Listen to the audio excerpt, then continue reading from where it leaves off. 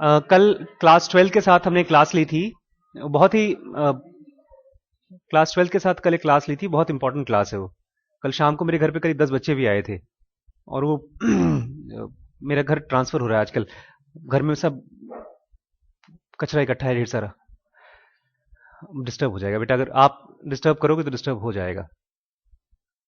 हाँ, आप चाहेंगे ना तो डिस्टर्ब हो जाएगा, बिकॉज मैथ्स मैथ्स की तरह क्लासेस जो देता है टीचर, एक छोटा सा एरर क्लास को खराब कर सकता है। बनाने के लिए बहुत एफर्ट चाहिए होता है मैथ्स में ना।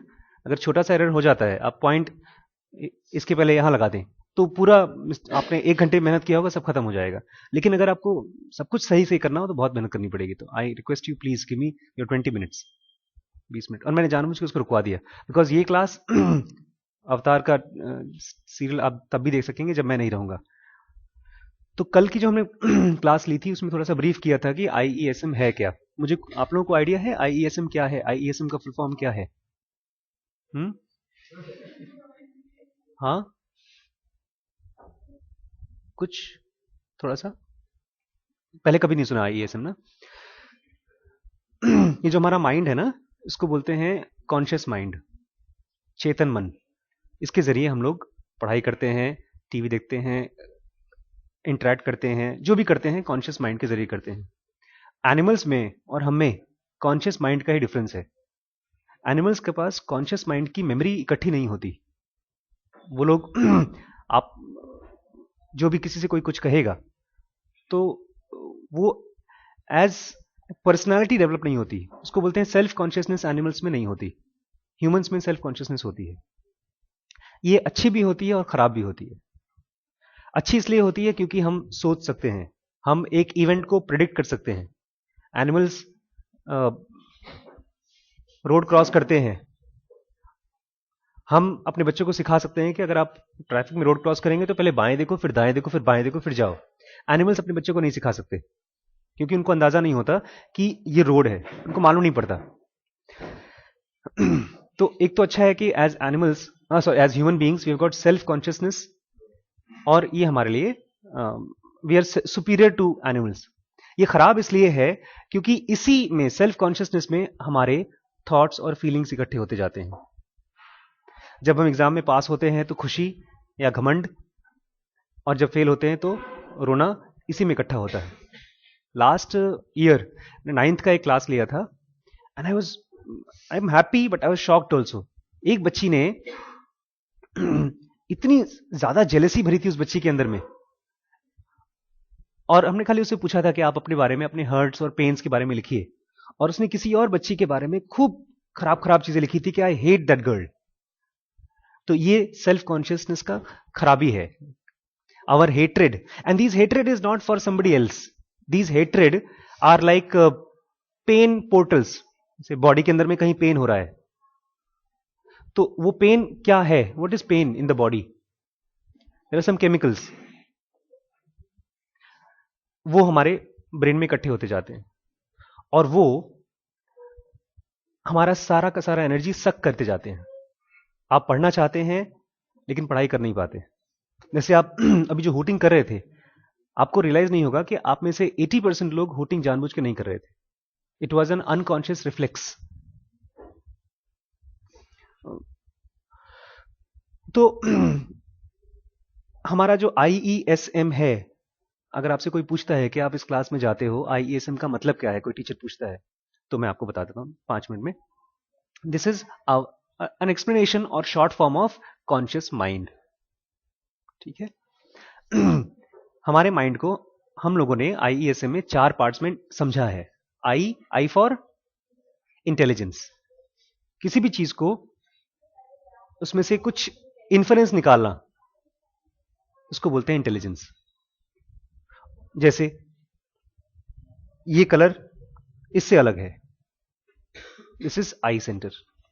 ये और ये छोटे बच्चे को पता नहीं चलेगा, लेकिन वो जान जाएगा ये कुछ कम है और ये कुछ अलग है उससे। उसको अगर 1 2 नहीं मालूम होगा तो शायद वर्ड नहीं बोलेगा, बट उसको मालूम पड़ जाएगा दोनों में कुछ फर्क है। इसको बोलते हैं आई फॉर इंटेलिजेंस और इंटेग्रिटी। ई फॉर इमोशन और emotivity. I center always functions to create insights, understanding. आपके सामने आपका फ्रेंड आया और उसने कुछ बात कही, आपने उससे पूछा कल कहां गए थे, और बोलता है नहीं कल कल तो मैं बीमार था, और आप अंदाजा लगा रहे थे कि वो झूठ बोल रहा है कि सच बोल रहा है. दैट दैट अंदाजा लगाना इज फ्रॉम आई और ई? नहीं, that is from I. You are trying to calculate. लेकिन अगर वो बोलता है, झूठ बोलता है और आपको गुस्सा आ जाता है, अच्छा, that is E centre. E centre is the centre where all our noble as well as crude emotions are born. उसका काम समझना नहीं है, उसका काम है ढेर सारे इमोशंस पैदा करना. आप अपनी बुक्स खोलते हैं और तुरंत खोलने के बाद अगर आपको खुशी होती है कि अरे वाह मजा आ गया, क्या चैप्टर पढ़ रहे हैं, that is plus E. Book खोलते ही आपको लगता है अरे यार इतना ढेर सारा पोर्शन बचा हुआ है, दैट इज माइनस ई. आप बुक खोल करके कोई एक लाइन पढ़ रहे हैं, for example, this is the lesson of our volatile times. Volatile times, इसमें खट से पढ़ के मुझे मालूम पड़ गया this is the lesson. Lesson है our volatile times. Volatile word है जो मुझे समझ में नहीं आया. दिस इज आई और ई. यस, आई मालूम करता है कि हाँ इसमें कुछ चीजें हैं समझ में आ गई, कुछ चीजें समझ में नहीं आ रही. अब वॉलेटाइल कहां सुना है मैंने? वॉलेटाइल सुना है डिक्शनरी में, कहीं सुना है ऑब्वियसली. कोई चीज है वॉलेटाइल जो होती है केमिस्ट्री में? क्या चीज होती है केमिस्ट्री में? जो चीज अपने आप उड़ जाती है हवा में. परफ्यूम्स. तो अच्छा, तो परफ्यूम्स के बारे में भी हो सकती है, या तो हो सकता है कुछ और भी हो. तो दिस इज आई प्लस आई. अच्छा बेटा, इसमें तो लिखा हुआ है the hottest thinker in the world. इस बंदे के बारे में लिखा हुआ है. इसका नाम है Nassim Nicholas Taleb. Hottest thinker in the world. Boss, इसकी तरह तो मैं भी हॉट बन सकता हूं पढ़ के. इसमें थोड़ा सा ई है, प्लस ई, मैं भी बन सकता हूं. और थोड़ा सा माइनस आई है. हॉटेस्ट बनना, कूल बनना, स्मार्ट दिखना, इसमें थोड़ा सा माइनस आई है. क्यों? क्योंकि without knowing if you want to become something that is destructive. जैसे आपके ग्रुप में से एक बच्ची ने मुझे चिट्ठी लिखी थी कि हम रक्षाबंधन पे भाइयों को राखी क्यों बांधें. उसका मैंने जवाब नहीं दिया था, मैं आज थोड़ा सा देना चाहता हूं. आपको अंदाजा है रक्षाबंधन पे हम लोग राखी जो बांधते हैं, प्रथा कैसे चालू हुई थी? हुमायूं. चालाकी से चालू हुई थी. बेसिकली उसको अपनी जान बचानी थी, तो उसने, तो इसका एक्सप्लेनेशन ये है कि राखी के दिन लड़का लड़की को राखी क्यों नहीं बांधता, भाई बहन को राखी क्यों नहीं बांधता? हम क्यों बांधे, हम तो लड़के हैं. वो पता है चालाकी क्या है? चालाकी ये है कि बाकियों से चाहे तो मेरी रक्षा कराओ चाहे ना कराओ भाईजान, अपने आप से तो मेरी रक्षा करा ही देना तुम.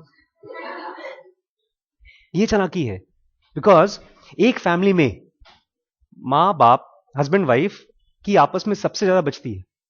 लड़ाइयां घर में किसकी ज्यादा होती हैं? सबसे ज्यादा हस्बैंड वाइफ की होती हैं. और सबसे ज्यादा पिटने वाले और गाली खाने वाले कौन होते हैं? घर के बच्चे. नहीं, this is proven, this is studied. एक बंदा अपनी पूरी लाइफ में पुलिस से उतनी मार नहीं खाता, चोर आदमी, जितना अपने बाप से मार खाता है. और वो क्यों? Because this is the social structure. और कहा जाता है कि ह्यूमन में आपस में जिसके साथ रहते हैं उनके साथ कुछ अच्छे मोमेंट्स होते हैं और फिर एक्सपेक्टेशन हो जाती है, फिर खराब मोमेंट्स आ जाते हैं. और वो खराब मोमेंट्स आपस में एनिमिटी पैदा करते हैं, दुश्मनी पैदा करते हैं. उसी एनिमिटी को दूर करने के लिए हम लोग शादी, ब्याह, भाई बहन, मां बाप, ऐसे रिश्ते बनाते हैं. अदरवाइज दिक्कत हो जाएगी साथ में रहने के लिए. एक बंदा था, he did an experiment for 30 days. जैसा आपका ये है ना आजकल बॉस आता है, बिग बॉस. उसने 30 लोगों को, अजनबी लोगों को एक घर में 30 दिन के लिए रखा. यहां तो 90 डेज का, वो 30 डेज का एक्सपेरिमेंट था, आज से करीब 100 साल पहले. एक बंदा खाली उसमें से पास हो पाया, बाकी सब उसने कहा था जिसको गुस्सा आ जाए वो निकल जाए अपने आप. बिकॉज उसमें कुछ प्रॉफिट नहीं था, पैसे वैसे नहीं थे. वो ऐसा था कि can you really live with somebody else for 30 days without getting angry. It was a spiritual experiment and almost just only 1 person was left. और वो भी अपने आप को बहुत विजडम उसने महसूस किया जब वो निकल के आया. तो राखी हम क्यों बांधे? ताकि हम जिस बंधे से राखी बंधवा रहे हैं या बांध रहे हैं उससे तो अपने आप को बचा लें। उसके पास मसल्स हैं, हम बेचारे बालाएं हैं, लड़कियां, वो हमको बचा ले या 100-5 रुपए दे दे, कुछ पॉकेट मनी। नहीं, लड़कियों को आज आप कमा सकते हैं, लेकिन आज के 50 साल पहले थोड़ी कमा सकते थे। वही कमाई थी उनकी, कहीं भाई से मिल गया, बाप से मिल गया, दहेज मिल गया, एटसेट्रा एटसेट्रा।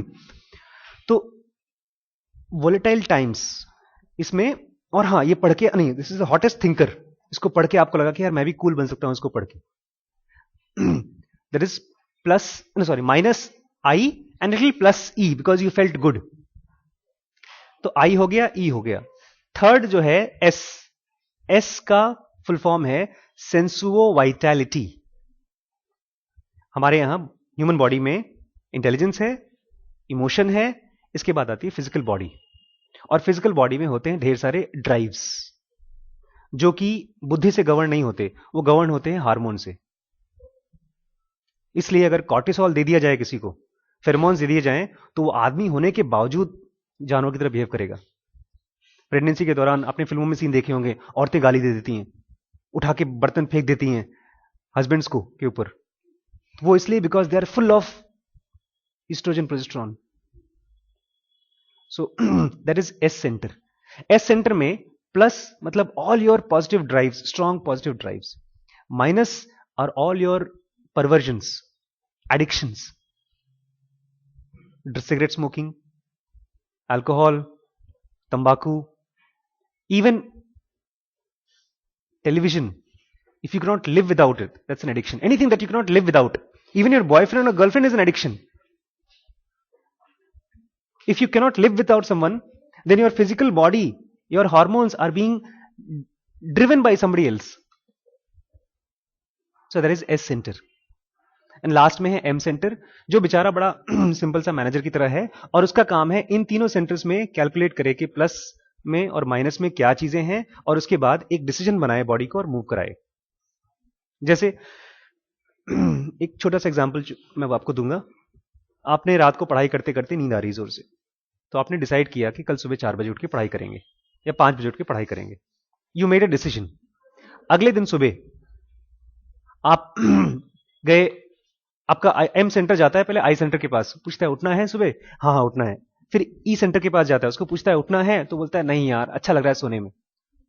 तो वो ई सेंटर का थोड़ा सा minus intensity towards getting up, और एस सेंटर की ड्राइव सोने की, तो ये -8 -4 +2 कुल मिलाकर के डिसीजन क्या आता है, आधे घंटे बाद थोड़ा और सो लेते हैं। एक और सिचुएशन है जिसमें कि आपको पता चलता है कि कल या परसों सुबह 5 बजे हम सब गैदर होंगे यहां पर स्कूल के बाहर, पिकनिक जाएगी। तब भी हमारा बॉडी डिसीजन बनाएगा, तब भी हमारी नींद खुलेगी, तब भी हमारा ब्लड सर्कुलेशन आगे बढ़ेगा। बट उस केस में जब एम सेंटर आई के पास जाएगा, आई बोलेगा yes we have to go, जरूरी है, कंपलसरी है, पैसा पे कर दिया है। ई सेंटर बोलेगा मजा भी आएगा, और एस सेंटर भी ड्राइव, स्ट्रॉन्ग ड्राइव रहेगी कि यार लड़के लड़कियां सब जाएंगे, मौज मस्ती करेंगे, तो लेट्स गो। और आपकी नींद 5 बजे के पहले 4:30 बजे खुल जाएगी। This is the work of M centre. अच्छा इसमें नई बात क्या बता रहे हैं आप सर, खाली नए नए वर्ड्स बता रहे हैं? नहीं, नई बात यह है कि आई, ई और एस का अपना रेशियो है 2, 4 और 8 का। एक नॉर्मल आदमी में आई 2 होता है, एस 4 होता है, सॉरी ई 4 होता है और एस 8 होता है। इसलिए यूजुअली हम हारे हुए होते हैं। मतलब हम लोग कहते थे, आज से पिछले जमाने की साइकोलॉजी थे, साइकोलॉजिस्ट बोलते थे कि human being is a rational animal. मतलब रैशनल एनिमल मतलब,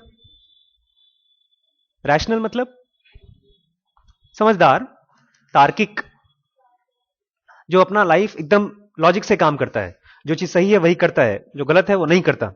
लेकिन अब हमने खोजा है कि human beings are not rational animals, we are rationalising animals.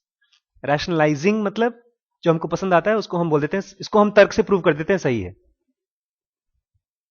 मतलब एप्पल का लैपटॉप अगर पसंद आ गया तो हम कन्विंस कर देंगे बाप को कि सर पापा ये बहुत अच्छा है, लिनोवो बेकार है।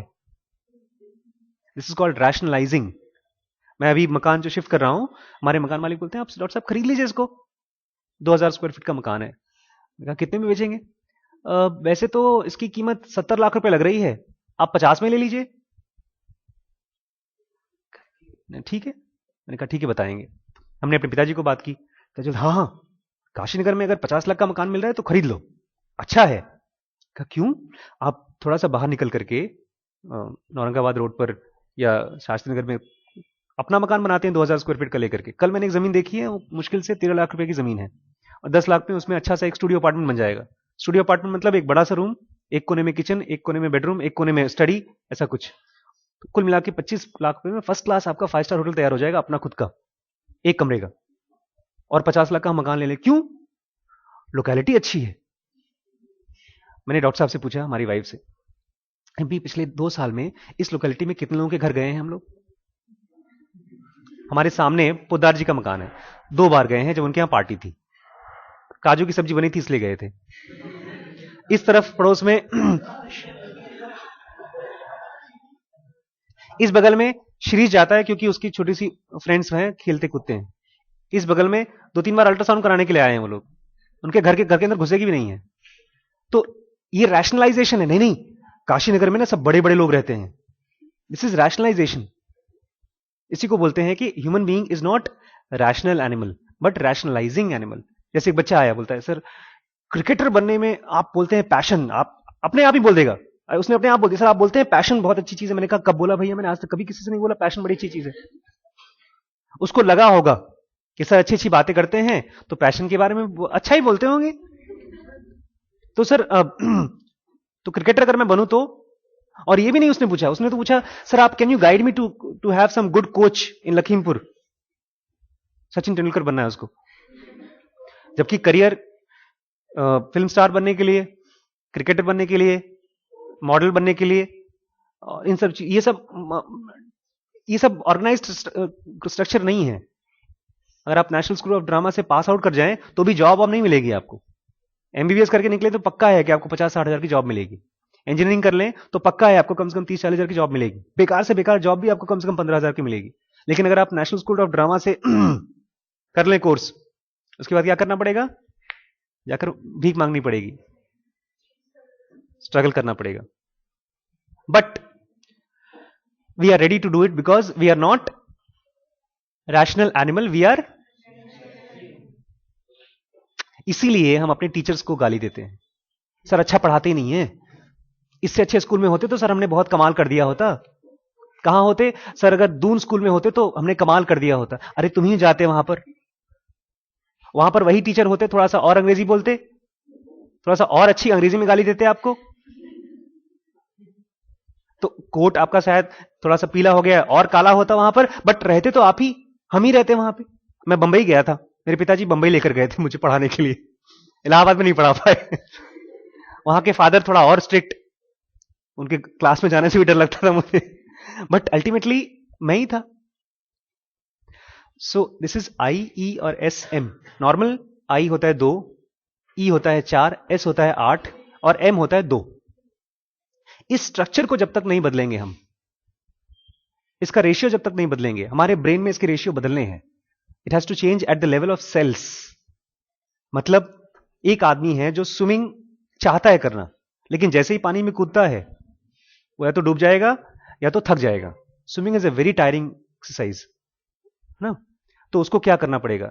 साल भर तक अपने मसल्स को डेवलप करना पड़ेगा, ट्राइसेप्स को, क्योंकि ट्राइसेप्स बहुत ज्यादा यूज होते हैं, गैस्ट्रोक्नीमियस और ग्लूटियल मसल्स बहुत ज्यादा यूज होते हैं स्विमिंग में। उसको आपको एक्स्ट्रा सेल्स डेवलप करने पड़ेंगे, एक्स्ट्रा मसल फाइबर्स डेवलप करने पड़ेंगे, तब जाके आपके लिए आसान पड़ेगा। इसीलिए छोटे बच्चों को लिखने में बहुत मुश्किल होती है, क्योंकि छोटे बच्चों को जो लिखने के लिए मसल्स चाहिए ये डेवलप नहीं होते।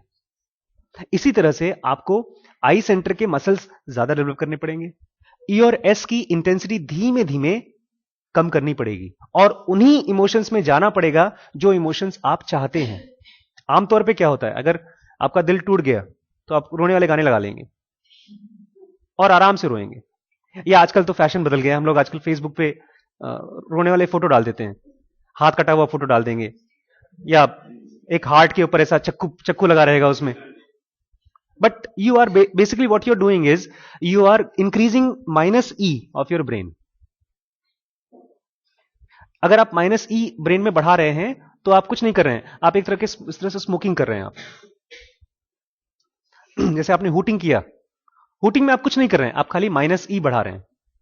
आपको लगेगा प्लस ई कर रहे हैं, आपको मजा आ रहा है, लेकिन आसपास के लोगों को डिस्टर्बेंस हो रहा है।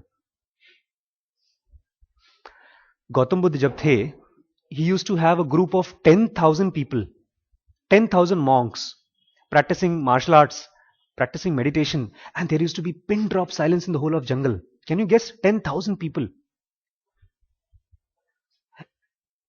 As human beings, पता है हम उन लोगों से जो गौतम बुद्ध टाइप के लोग थे उनसे कितने अलग हैं? We are as different as हमसे जैसे ये चिड़िया या मधुमक्खियां। अगर स्कूल में आप देखते हैं जब एग्जाम होता है तो पूरी तरह से साइलेंस होती है, otherwise lunch if you just stand like ऐसा मेडिटेशन करके उठे तो लगेगा बाप रे बाप कहां घुस गए, और आपको लगेगा ये लोग ऐसे बात करते हैं, लेकिन we are the same people, because हम भी तो हाँ हाँ तूने क्या किया, आज क्या किया, कल क्या किया, ये वो सब बात करते करते करते that creates a commotion, chaos. And that chaos is not just आवाज, that chaos is immense amount of mind's energy which is being lost, which can be used to increase your eye center. And if that eye center increases, then there is a possibility of you becoming successful and intelligent. Not about marks. This book is not about marks. You know what is this book about? मेरी life में जो सबसे important book है वो घर पे पढ़ी है, उसके बाद ये है। मेरे मरने के बाद, मैं सच बता रहा हूं, मरने के बाद एक ये किताब और एक वो किताब अपनी अस्थि के अंदर जलाऊंगा। मतलब जलाऊंगा मतलब जला नहीं दूंगा, मतलब मैं चाहता हूं इसको कम से कम 50-60 बार पढ़ लूं। बहुत इंपॉर्टेंट बुक है। ये किस चीज के बारे में है? This is about how to survive in a world that you don't understand, how to have complete risk free life and at the same time taking lots of risks to become successful. हम लोग जो यहां classes कर रहे हैं, father चाहते हैं कि हम आपको समझाएं और आपको अच्छे से नंबर आए, लेकिन मेरी थोड़ी सी और इच्छा है ज्यादा। हम आपको समझाएं, आपको अच्छे से नंबर आए, लेकिन आप उससे भी ज्यादा पैसे कमाएं और खुश रहें। ये 2 सेंटेंस मेरे बढ़ा दिए हैं अपनी तरफ से। क्या चीज? अच्छा, नहीं आप चाहते हैं तो फिर मैं हटा दूं, खुश रहने वाला और सक्सेसफुल वाला हटा दूं, खाली नंबर वाले बात करें। हा? लेकिन हो नहीं सकता, ये हो नहीं सकता। चलिए थोड़ा सा मैं इसके बारे में बताता हूं थोड़ा सा इसके बारे में बताता हूं। इसका नाम है anti fragile. What is fragile? Something that is breakable, very easily breakable, जो बहुत आसानी से, अगर आप जैसे शीशे का ग्लास, दैट इज फ्रेजाइल। तो उसका उल्टा क्या होगा? कोई चीज बहुत कमजोर है, आसानी से टूट जाती है, उसका उल्टा स्ट्रॉन्ग। डिक्शनरी में उसका उल्टा दिया है robust, something that will not break if it falls down और if it is hurt. But he says उसका उल्टा है, this is a new term in dictionary, अभी तक आया नहीं है। He uses the word called as anti fragile. He says fragile is something that can be broken easily, anti fragile is अगर उसको चोट लगेगी तो वो और स्ट्रांग बन जाएगा। ये अगर आपका फोन एंटी फ्रेजाइल है तो जितनी बार जमीन पे गिरेगा उतनी बार वो एरिया और स्ट्रांग होते जाएगा, उतनी बार उसमें एक नए नए सॉफ्टवेयर डेवलप होते जाएंगे, उतनी बार वो रिचार्ज होते जाएगा।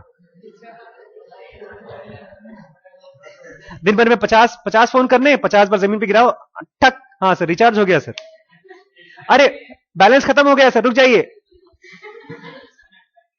हाँ,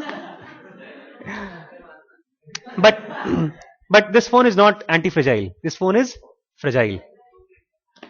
What is anti-fragile? He says we don't know, that is why we are not successful, but our minds are anti-fragile.